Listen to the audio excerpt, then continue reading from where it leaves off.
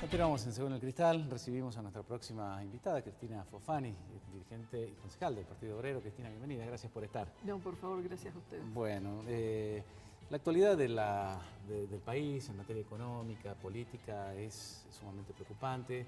Seguimos viendo recortes en distintas áreas y ahora nos hemos enterado también esta semana de que la tijera puede pasar por el programa Intercosecha.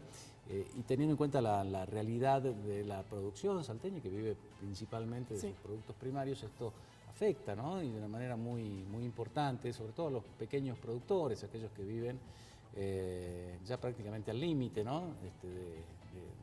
De lo razonablemente tolerable, ¿no? para cualquier productor. Y ustedes han estado alzando la voz también, ¿no? Frente a esta medida. Los que más se perjudican son los trabajadores rurales, que no tienen ni seguro, ni tampoco están dentro del programa de emergencia agropecuaria, que implica que cuando hay una catástrofe climática, bueno, pueden tener acceso a recursos extraordinarios. Entonces, bueno, ¿cuál es el programa Intercosecha, que es el que ahora se les está impidiendo, digamos, el reconocimiento? Es un programa que entre cosecha y cosecha el trabajador tiene un subsidio, no es ni siquiera un sueldo, es de 2.300 pesos, es una miseria, pero tiene que cumplir 5 meses de trabajo. Desde ya es una locura porque en realidad la actividad de cosecha en general dura 3 meses nada más, es decir que excluye una gran cantidad de familias. Pero en este caso hubo granizo y ni siquiera cumplieron ni los 3 meses, hubo familias que trabajaron hasta 45 días o 2 meses. Entonces el problema es que no se les reconoce los aportes necesarios como para tener acceso al programa. Y ahí entonces le pasaron la tijera y aprovecharon porque en realidad, así como vos decís, vienen cortando programas y sobre todo lo vienen cortando sobre los trabajadores. El caso del incentivo docente tiene las mismas características. Hace 2 años que está congelado y por lo tanto en realidad tiende a desaparecer. En el caso del Intercosecha también hace 2 años que está congelado y son nada más que 2.300 pesos. Nosotros hemos presentado un proyecto el martes en la Cámara de Diputados sobre tablas que plantea que se adhiera, digamos, la Cámara a la ley nacional, es decir, es una declaración en donde planteamos que efectivamente salga la ley nacional votada en el Congreso, que no es nuestra, pero que nosotros adherimos porque plantea que se le reconozca como un sueldo, ¿no? Como un subsidio que esté expuesto a las idas y venidas de cualquier régimen político según, digamos, las condiciones macroeconómicas del momento. Y entonces que se le reconozca el 80% del salario mínimo vital y móvil, que hoy está alrededor de 9.000 pesos. Y además, digamos, es un programa de protección entre cosechas, como por ejemplo que puedan acceder a la obra social, que tengan aportes previsionales, que se les reconozcan los traslados en la provincia, porque son trabajadores cíclicos que en general, digamos, son golondrinas, andan buscando distintas actividades rurales en distintos periodos. Por lo tanto, a la penuria de su situación de cíclico, en el sentido de que no tienen garantizado la continuidad laboral todo el año, se le suma el hecho de que ahora el gobierno les impone, digamos, exigencias que de ninguna manera se pueden cumplir. Bueno, el hecho de que haya sido votado es un espaldarazo para estos trabajadores, pero no significa que se vaya a conseguir que se vote la ley, significa que la ley va a ser votada si nos seguimos movilizando. Por eso, bueno, justamente ayer nos movilizamos con ellos, hemos ido con ellos al Ministerio de Trabajo de la Nación a exigir efectivamente que se les reconozca el derecho y lógicamente llamamos a los otros trabajadores de todo el país que están en la misma condición porque es una ley nacional que no solamente afecta al tabaco, que digamos se movilicen por este reclamo.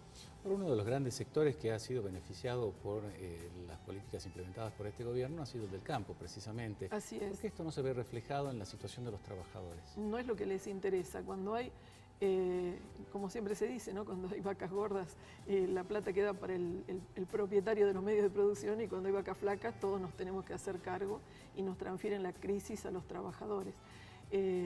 No, por el contrario, lo que está pasando en la Argentina es que no es, como dijo el gobierno de Macri, un problema, digamos, una situación extraordinaria lo que está pasando, sino que es el producto de una política económica.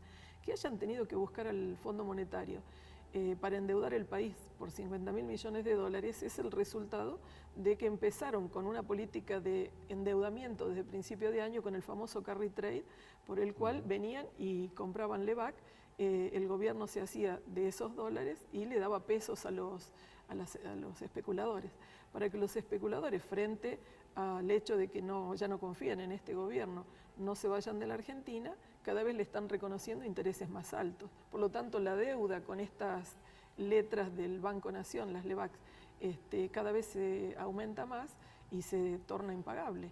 Entonces ahora están tomando deuda para pagar deuda.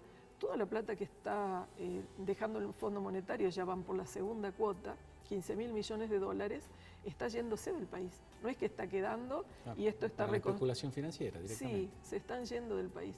Es decir que se va a ir esa plata y a nosotros nos va a quedar la deuda. Y bueno, y eso significa, digamos, que la tercera, cuarta y quinta cuota va a depender de que el gobierno llegue a todas las metas que le impuso el Fondo Monetario y con la cual suscribió. Y que además suscribió con los gobernadores del PJ y de todas las provincias, incluyendo gobernadores radicales. ¿Qué meta suscribió? Son muy graves. En primer lugar, despidos importantes de trabajadores que hoy están precarizados, que ni siquiera van a tener que hacerle una nota de despido, un telegrama de despido, sino que simplemente con no volver a suscribir el contrato, o digamos anulando los contratos, de todos esos sectores precarizados que nos heredó Cristina, que son muchos, bueno, a todos esos trabajadores pueden quedar afuera. Y no estamos hablando de trabajadores que no realicen tareas operativas, por el contrario, estamos viendo que son gente del CONICET, investigadores, estamos viendo que son los periodistas de 20 años de servicio de TELAM, los trabajadores del INTI, que son profesionales que realizan el control sobre toda la actividad industrial y sobre las normas ISO y el cumplimiento de las normas de las empresas. Bueno, quiere decir que son gente necesaria para el funcionamiento real y de todas maneras el ahorro es mínimo, ¿no? en estos despidos, porque la mayor transferencia de dinero pasa por ejemplo, me imagino yo, el costo de las tarifas, ¿no? En donde una familia, para no caer en el límite de la pobreza, tiene que ganar arriba de 18.000 pesos en Argentina. En Salta ese es el salario medio de un empleado privado, en buenas condiciones, en blanco. Y vemos facturas de 4, 5, 7.000 pesos de luz, de agua, de gas. ¿Dónde más se puede ajustar?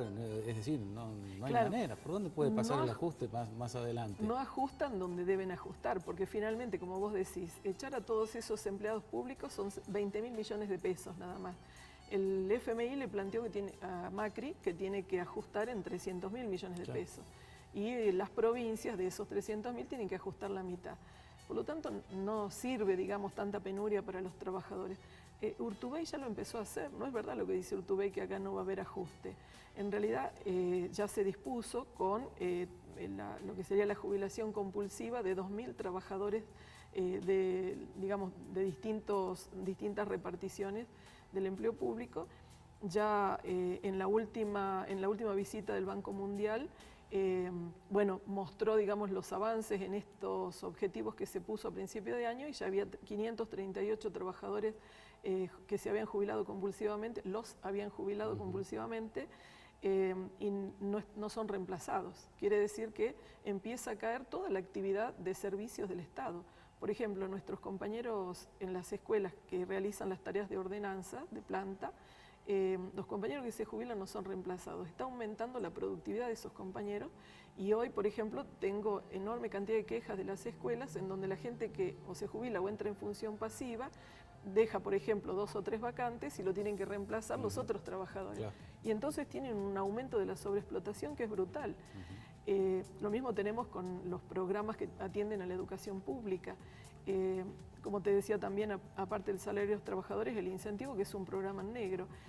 ¿Qué quiere decir? Todo este ahorro no va a servir para nada, como vos decís, en tanto que acá la sangría, que es la más importante, que se está yendo del país, toda la plata que, digamos, está en manos de los especuladores, efectivamente no cese. Por eso nosotros pensamos que la gestión, digamos, de estos recursos no puede estar en manos de los mismos que están endeudando el país y que se la están llevando, porque además, cuidado, ¿a quién puso Macri en la dirección del Banco Central? Que es quien debe defender nuestras reservas. Es un hombre de la gran banca internacional, es Caputo, es el hombre del JP Morgan, es decir, que son los acreedores y digamos, los representantes de la especulación en la Argentina. Entonces están armando, digamos, una política a medida de estos saqueadores de lo que es el ahorro social del presupuesto, que es lo que todos los argentinos producimos. Entonces la gestión de esos recursos no puede estar en manos de estos tipos. Nosotros pensamos que nos llevan a un callejón sin salida, nos llevan a un default. ¿Por qué? Porque si siguen endeudando el país y obviamente estos tarifazos que, como vos planteabas, va a depender de que produzcan una importante derrota al movimiento obrero, los tarifazos, los despidos masivos, el ajuste en el salario, que es otra de las metas del fondo, que ha planteado que para el 2019 el máximo, el techo, digamos, sea de aumento de salario sea del 8%. Ventas de tierras públicas, que bueno, ya lo estamos viendo en el sur con la violencia sobre los mapuches. Han planteado la venta de los fondos que tiene el ANSES, que son un fondo de reaseguro para las jubilaciones futuras. Entonces, nos están saqueando el país, quiere decir que esta gestión nos lleva a, digamos, a una situación como la del 2001, en donde nos va a quedar la deuda, pero vamos a tener que pagarla con penurias. Hace falta otra forma de organizar la economía, otra gestión y bajo otra clase social. Eso es lo que estamos planteando desde el Partido Obrero. Entonces, ¿qué nos proponemos? Le proponemos a todos los trabajadores ver cómo desde, digamos, una organización de base, desde congresos obreros como los que hemos hecho ya en Buenos Aires, en la cancha de Lanús el 23 de junio, en donde hemos sacado toda una serie, digamos, sobre la base de esta digamos, de esta discusión, de este debate. Hemos sacado toda una serie de propuestas de cómo se sale de esto. En primer lugar, nosotros pensamos que hay que nacionalizar todos esos recursos que produce el trabajo argentino, es decir, la nacionalización de la banca y el comercio exterior para que deje de irse a través de esta huida de capitales el trabajo de los argentinos. Después, el otro problema es cómo nacionalizamos y recuperamos los servicios, por ejemplo, las empresas que están en manos de las grandes multinacionales. Empresas de servicios que, en el caso, por ejemplo, del gas, tienen los servicios dolarizados, la nafta está dolarizada y, bueno, produce un aumento de todo lo que es tarifas, pero también todo lo que viene, digamos, a conformar la canasta del trabajador.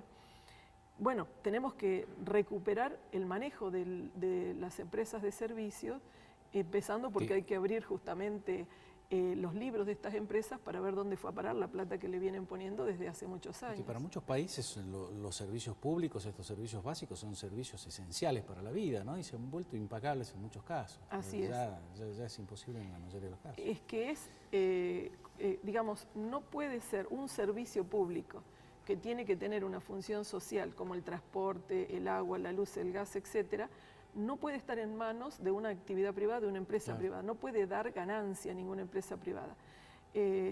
Lo mismo que pasó en su momento con el intento de privatizar, y bueno, en Salta ya se hizo la salud pública o la educación. De hecho, que en Salta una parte importante de la salud, por este sistema de gerenciamiento, está privatizado.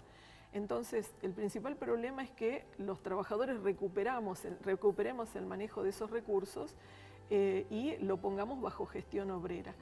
Lógicamente, con estos gobiernos, digamos que hoy están de este frente de Cambiemos, donde están los radicales, el PRO, la coalición cívica, son gente que está interesada en desenvolver un país en función de este gran capital que hoy nos está saqueando.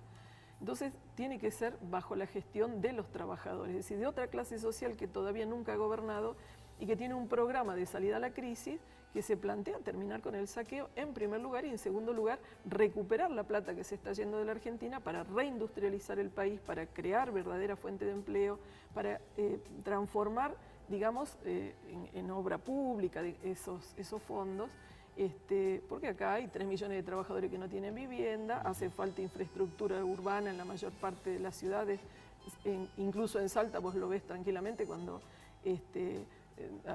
hay ciudades enteras y partes importantes de la provincia que no tienen cloaca, no tienen servicios básicos.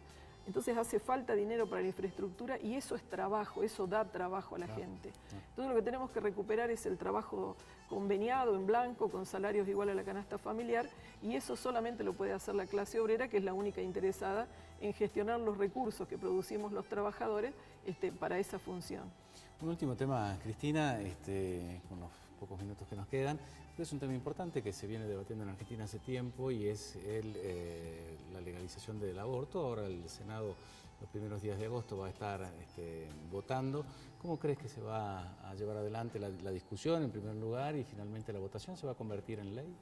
Nosotros pensamos que sí, hay un gran movimiento en la calle que llevó a 1 millón de personas a la calle el día 13 de junio y que en ese sentido consideramos que ha ido increciendo esta movilización y yo creo que se va a duplicar la cantidad de gente que va a estar en la calle el 8 de agosto.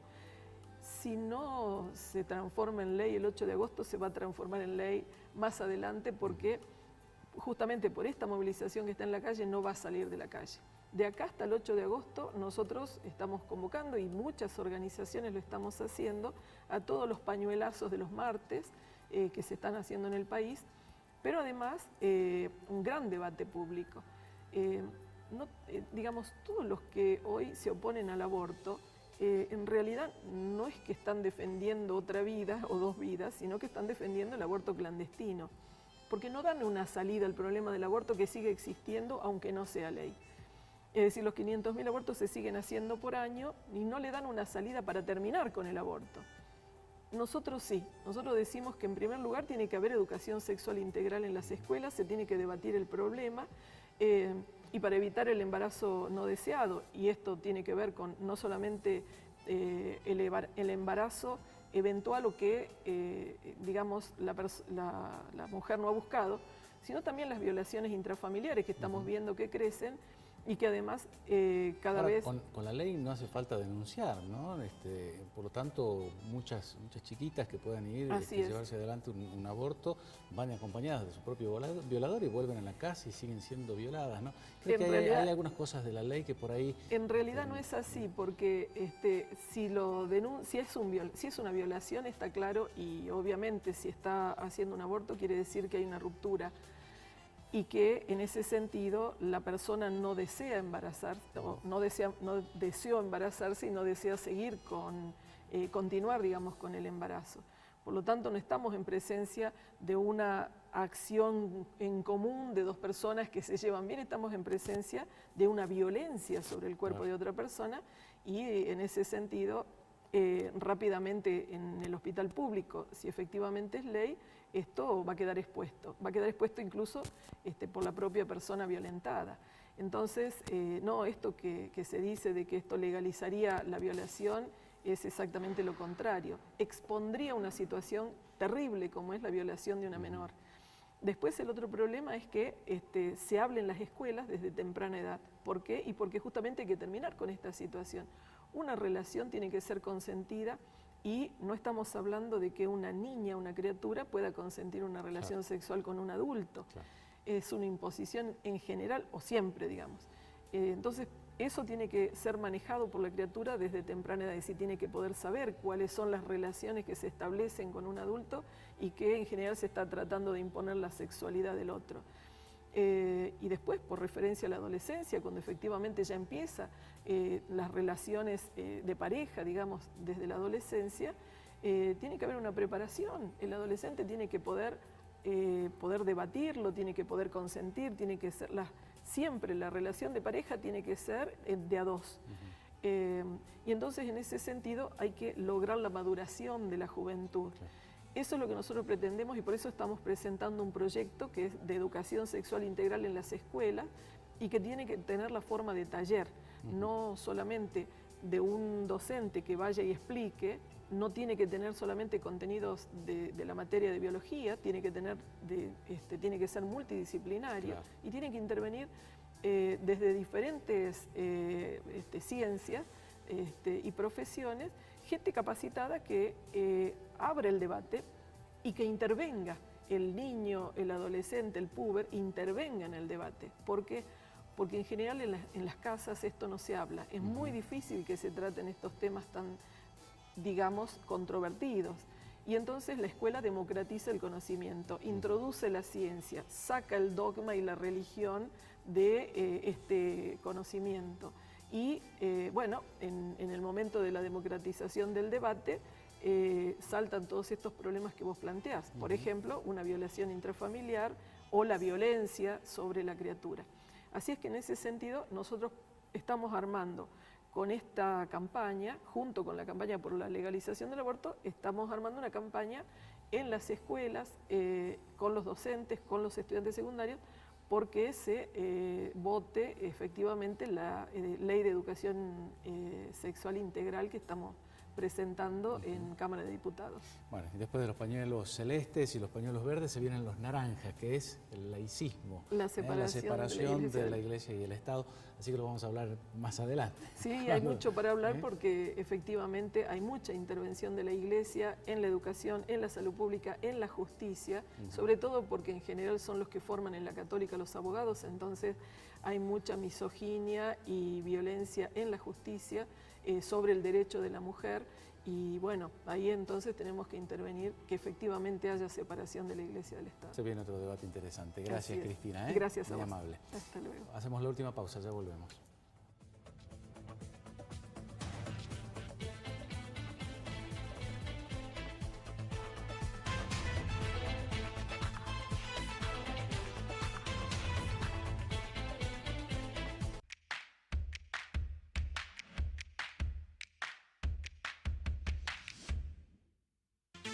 Ahorra fuerte con Express. 50% de descuento en el combo de tu diversión. Ahorra fuerte con Express. Parte de tu vida. 0810-555-3977.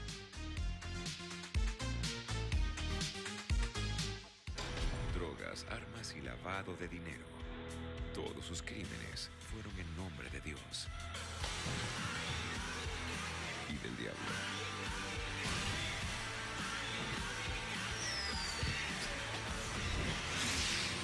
Basada en hechos reales.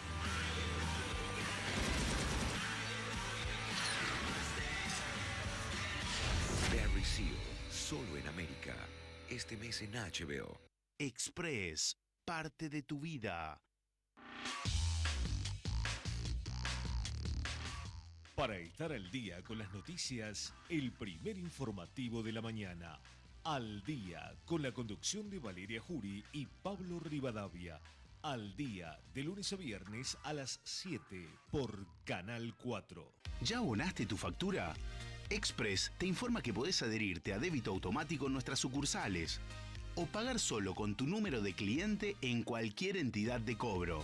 Recordá que si lo haces antes del primer vencimiento, evitás cargos de facturación por pago fuera de término. Express, parte de tu vida. Más información en express.com.ar.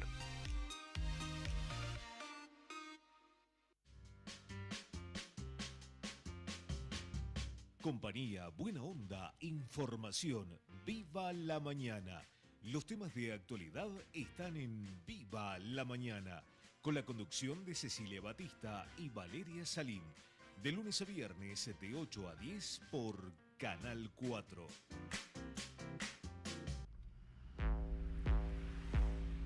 Nueva serie original HBO. Del director de Big Little Lies.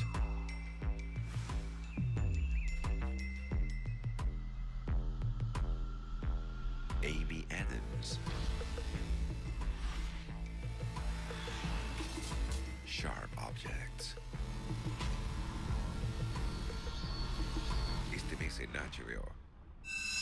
Express, parte de tu vida. Ahora es fácil, rápido, sustentable y seguro.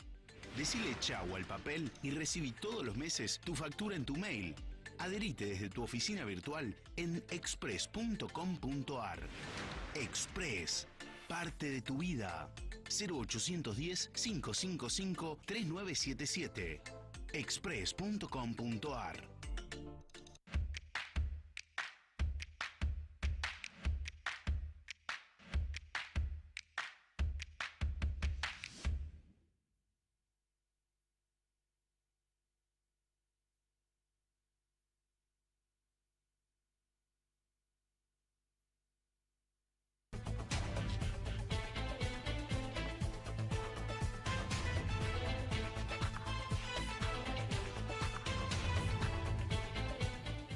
Último bloque de Según el Cristal, recibimos a nuestros invitados para este segmento del programa para hablar acerca de autocultivo, de cannabis con fines medicinales. Nos acompaña alguien que ya ha venido a ilustrarnos en otras oportunidades y también dos usuarias de esta alternativa a la medicina. Hablamos de Horacio, de Adriana y Marcela. Bienvenidos. Gracias por estar. Bueno, gracias. Muy amables. Bueno, se ha hablado estos días de la creación del registro para la utilización de aceite de cannabis con fines medicinales, pero han saltado algunas voces en contra, me imagino que también las de ustedes, en cuanto al cuestionamiento de que solo se trataría de un tipo de aceite que no trata la totalidad de las enfermedades que se puede tratar con el derivado del cannabis, ¿no? Cuando es fundamentalmente cultivado por ustedes mismos para ese uso específico. Claro, la discusión sigue en que no da respuesta el Estado, ¿no? Habla de un comité de expertos en las patologías para estudiar otras patologías que hoy actualmente es epilepsia refractaria, síndrome de West y de Drey, la única patología por ley puestas a investigar, porque es una ley que autoriza la investigación, no habla de otra cosa, la ley de cannabis medicinal, ¿no? Y aparte se habla de un solo aceite que es el que se viene entregando desde la obra social del Estado provincial. Decían que que los usuarios dejaban el tratamiento porque sigue siendo un trámite burocrático, digamos. O sea, ahora el registro que pretenden abrir, dicen que buscan conocer los tratamientos posibles en las diferentes patologías que hoy tienen que ver más que un tratamiento con un complemento, digamos, en la dieta y en los hábitos, ¿no? de cuidados personales, digamos. O sea, algunos dicen, usted no puede fabricar en su casa, pero si es una planta que uno conoce y hace bien o no hace, porque es así de simple, digamos, es un poco prueba y error y generalmente funciona, o sea en una crema o en un aceite para uso tópico, es lo que da hoy resultado, o sea, y si es a través del aceite para ingerir, también con sus diversas aplicaciones, sea apetito, sea descanso, sea estado de ánimo, ¿no? Que es principalmente donde trabaja este complemento nutricional, porque así se lo vende.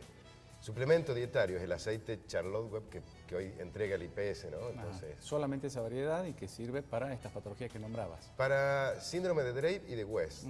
Y tenemos síndrome de Lennox que no está incluido en el registro de epilepsias refractarias. Entonces es muy limitado. Bueno, ahora hablan de abrir las patologías, ojalá, digamos, pero se necesita urgencia, digamos, porque hay mucha gente que está con tratamiento con beneficio, baja la medicación alotópica, ¿cómo es? Alotópica, y que en definitiva es lo que causa mayor efecto secundario, ¿no? Porque, claro, digamos, la medicación tradicional, exacto, la que le porque da ya el se hace un médico. abuso, digamos, al no... Los efectos secundarios, como decías, en algunos casos son peores incluso que lo que provoca algún tipo de enfermedad en particular, ¿no? Y muchos han encontrado en el uso del cannabis medicinal un alivio, una alternativa, y tenemos a dos personas, ¿no? que nos pueden dar testimonio de eso. ¿Cómo es tu caso, Marcela? Bien, bueno, yo cuando los conocí a los chicos de la asociación, la verdad que estaba muy mal, muy dolorida, no podía hacer las cosas cotidianas que hace una persona, la higiene personal o... ¿Cuál era el problema? Yo tengo artritis reumatoidea, artrosis y fibromialgia y otras cositas, pero bueno, esas son la base de mis enfermedades y son muy dolorosas. Me atacan las articulaciones, dolores en todo el cuerpo que me ponían en una situación de una persona discapacitada. Claro. Llegan los chicos y bueno, a mí me cambia la vida y puedo retomar no al 100% de las actividades que hacía antes, pero sí sentirme útil y mi calidad de vida que cambia notablemente, ¿no? Al principio había algún tabú, alguna cosa de decir, no, porque lo que totalmente. tiene esta planta Sí. en el consciente de la gente, Sí, ¿no? no. ¿Había algún tabú de decir pruebo, no pruebo, me animo, no me animo? Sí. ¿Cómo fue? Los chicos me indicaban, un ejemplo, 3 gotitas 3 veces al día para los dolores. Yo tomaba una gotita por día porque decía, no, ya voy a empezar a ver la ignorancia también, ¿no? ¿Y qué La pasó? ignorancia. No pasó nada. Aumenté las gotitas. Ya hace 2 años ahora que uso la tintura de cannabis y bueno, en mi familia recibo el apoyo de todos porque han notado el cambio. Claro. ¿Y lo producís en tu casa? Sí, Ujú. sí.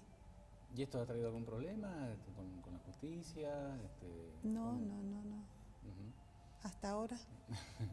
¿Y en el caso suyo, señora? Bueno, en el caso mío también tuve la suerte de conocerlos, mejor dicho, mi hija primero, y bueno, y ella, como conejitos de India, me dice, ¿querés probar? ¿Te vas a sentir mejor? Sí, le digo, ¿cómo no? Yo creo en esto. Y bueno, y empecé con la tintura, también 3 gotitas como acá la señora, y después lo fui aumentando a 4, Ajá. 3 veces por día. Y sí, realmente te cambia la vida. Ujú. Podés descansar tranquilo, completamente relajado, más ganas de hacer las cosas. El dolor de la cintura, que era el que estaba ahí siempre punzante, desapareció. Ajá. Y bueno, así que es una maravilla. Y uno no ve ni elefantes de colores, ni perros volando, nada. No hay, digamos, ese tabú o ese miedo, no, pero te droga, te vas a ver así, esa no, mentira. Uno no siente nada, al contrario. ¿No produce siente- acostumbramiento tampoco? No, para nada. Tanto es así que a veces me olvido de Ajá. tomarla. Entonces cuando me olvido de tomarla, lo que me aplico es la tintura, Ajá. uso tópico, ¿no es cierto?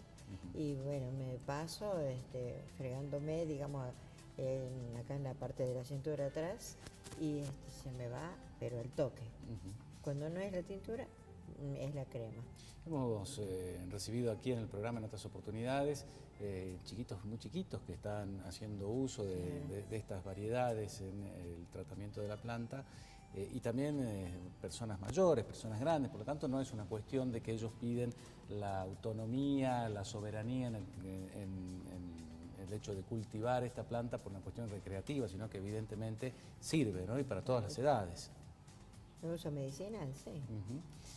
Sin embargo, la ley sigue castigando, ¿no? Claro, el tema del uso medicinal por ahí genera una división innecesaria, ¿no? Porque la planta es la misma, digamos. La planta que por ahí algunos la fuman, otros le corta las convulsiones, a otra gente le ayuda a descansar. Lo importante, digamos, es que la gente tiene que hacer uso del derecho a la información, que es lo que buscamos con la asociación. Que la gente se informe, se saque todas las dudas y que ejerza este derecho a tener autonomía en las decisiones personales, ¿no? Porque hablan del registro, pero un médico, digamos, hasta qué punto tiene el conocimiento que va a servir al paciente, o sea, en beneficio del paciente A o en menos que se beneficio especialice, claro, ¿no? de laboratorios, porque eso también estaría bueno ver qué laboratorios van a estar atrás de estos médicos del comité, porque esa es una realidad, o sea, los médicos tienen sus laboratorios que los auspician y es la droga que entregan, ¿no? Entonces acá hoy tenemos gente que baja la medicación que es recetada por médicos legales y sustituyen por unas gotas de un preparado casero. Entonces ese poder, digamos, ese poder de que ya sea a través del castigo, como lo hace la ley penal, que tampoco discrimina si es un uso medicinal o un uso lúdico, que eso es, digamos, hablar mal, es hablar uso adulto y responsable, ¿no? Bueno, la justicia va a determinar, digamos, si uno afecta a la salud pública. A mí me parece también interesante anticiparnos a la modificación del Código Penal, que es el otro gran debate que se viene para la sociedad, entre ellos despenalizar la tenencia de estupefacientes ilegales, llamémosle, ¿no? Porque hoy la coca sigue siendo un estupefaciente ilegal, pero no se penaliza la tenencia, no así con el cannabis, por ejemplo, que hoy genera muchos problemas. Usuario no discrimina. Vos la receta, al no ser un medicamento de un laboratorio, digamos, no existe una receta válida, digamos. Entonces sí puede haber una prescripción, sugerencia médica. Y bueno, te decía, la modificación de la ley penal prevé que cuando se considere escasa cantidad, no va a ser penalizable tanto la tenencia como que se va a extender, digamos, al cultivo. O sea, lo que queda claro, digamos, que un cultivo doméstico no es una producción de narcotráfico, como algunos lo quieren asociar o hacer ver, es apenas alcanza para el autoabastecimiento. Por eso también la gente entiende que por ahí se le puede abastecer en una primera instancia, pero no se le puede dar continuidad porque uno abastece para uno, digamos. Entonces, y además lo comparten de manera solidaria, ¿no? Así es. Aquel que logra producir el aceite o una crema lo comparte con el resto de las personas que integran la asociación. Y es la idea, digamos. No se lo cobran, es decir, no hay ni siquiera lucro de por medio, ¿no? No, para nada. Yo quería aclarar una cosita. Los médicos no tienen que tener el temor de que todos los que empiecen a usar las gotitas van a dejar de ir, porque por ejemplo, en mi caso, y creo que debe ser el tuyo también, es de que uno va a los controles periódicos por la enfermedad, toma los remedios que corresponden a la enfermedad para que la enfermedad no avance. Lo único que hacemos, en vez de tomar las drogas para relajarnos, los antiinflamatorios, para los calmantes para el dolor, usamos la plantita, las gotitas de la planta que son naturales. No tenemos reacciones adversas como con la de la medicina tradicional. Pero después los demás seguimos yendo a los controles médicos, tomamos los medicamentos para que las enfermedades no avancen. Lo único que hacemos es mejorar nuestra calidad de vida. Sí, por ejemplo, en el caso mío, los analgésicos, era de tomar uno a la mañana, a veces al mediodía, a veces me olvidé. Por ahí tomo uno, pero porque tengo algún otro dolor, pero desde que está la gotita, eliminé, digamos, los calmantes. Y la medicina homeopática, más cercana quizás a entender la situación de ustedes, ¿qué dice? ¿En qué términos se ha expresado, si es que lo ha hecho? No, la verdad que yo desconozco el tema, digamos, de lo medicinal, de lo terapéutico en términos más científicos, si quiere, digamos. O sea, hoy lo que estamos acá construyendo, vos decís, en esto de compartir, también hay una investigación, ¿no? Empírica entre nosotros que nos sirve. Tal planta anduvo para tal patología y ya es un pequeño registro que vamos teniendo, ¿no? Si se la puede mantener a la planta, que es, digamos, una de las condiciones, tiene que ser esa planta que es la que genera tales efectos, digamos. Por ahí suena un poco raro, digamos, pero bueno, se comparte, digamos, esa misma planta a través de un esqueje y se la mantiene porque hay variedades que son, y plantas en concreto, por ahí vienen 2, 3 semillas, salen diferentes plantas, es una de esas 3, 4 que funciona. Y en este grupo, digamos, se aceleran esos procesos de investigación, ¿no? Porque, bueno, hay más gente que por ahí la cultiva con otros tiempos de maduración, otro derivado, sea aceite con coco, sea aceite, digamos. Es mucha hay gente que le funciona para el descanso y hay gente que para el dolor, entonces, ¿cómo puede ser? Y es la misma planta. Es una investigación que uno tiene que hacer, de informarse, ¿no? En primera instancia, digamos. Eso es lo que hablamos siempre, que se acerquen y se comprometan, porque el que más se compromete, el que más experiencia enriquecedora consigue, digamos. Se había avanzado, creo que hasta el año pasado, bastante, acá en la provincia particularmente, lo recibió en su momento el presidente de la Cámara de Diputados para tratar también de darle forma a la ley. Bueno, se consiguió que el IPS de alguna manera cubriese, aunque sea el aceite de Charlotte, ¿no? Creo que es ese y otro porque... Sí, fue una solución para unos pocos. ¿Y qué pasó a partir de ahí?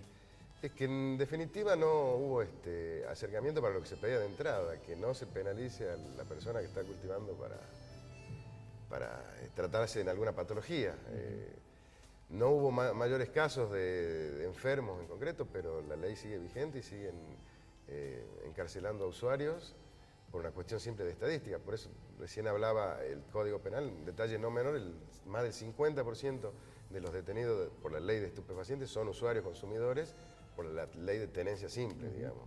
Entonces un costo monetario y de recursos para los verdaderos narcos, digamos, porque cada vez más detenidos, pero cada vez más narcotráfico. ¿Cómo es eso? Entonces, lo quieren vincular por ese lado. Decían en los avances, sí, el avance que por ahí gente a través del IPS puede acceder a un aceite importado, pero la solución que es hoy los cultivos caseros y poner un laboratorio para que, bueno, tal planta, tal labor casero de tal persona tiene tales propiedades de esta tanda, porque en la otra tanda, si bien la planta es la misma, se modifican las cualidades por el sol, por el clima, por el riego, por diferentes cuestiones. Es el gran argumento en contra, que no se puede estabilizar, estandarizar, digamos, la misma dosis. Pero bueno, la dosis ya la gente explica, es un poco La va manejando de acuerdo a su necesidad. a su necesidad, al acostumbramiento, que ahí se rota de cepa, tampoco hace falta aumentar la dosis como por ahí pasa con los medicamentos, que bueno, duplica la ingesta. Acá se rota la cepa, se rota la molécula, dijo crema, dijo aceite o tintura.